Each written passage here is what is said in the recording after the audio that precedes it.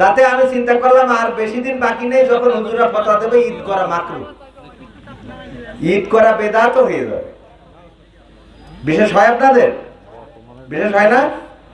যে পরিস্থিতি পড়েছে ঈদ করা যাবে না, ঈদ হারাম, এটা ঘোষণা আসবে, অপেক্ষা করেন। কারণ ঈদকে কেন্দ্র করে গাঞ্জাখোর, ইয়াবাখোর, ধূমপায়ীরা যা করতেছে এটা ঈদ না। এটাকে ঈদ বলে?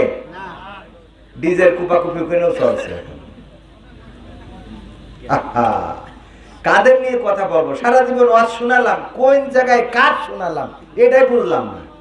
কারা শোনেন ওয়াজ? আসলে বুঝি না তো। আপনারা কি সত্যি ওয়াজ শোনেন? আমি জিজ্ঞেস করি, বলেন দিন নামাজের আর কান আহকাম কয়টা? কইতে পারে না। কোন উজুর ফরজ কয়টা? কইতে পারে না। ইসলামের স্তম্ভ কয়টা? কইতে পারে না। তো সারা জীবন যে ওয়াজ হয়, ওয়াজগুলো কই যায় আল্লাহ জানে। আসেন একটু মন খুলে আমরা একটু হৃদয়ের কান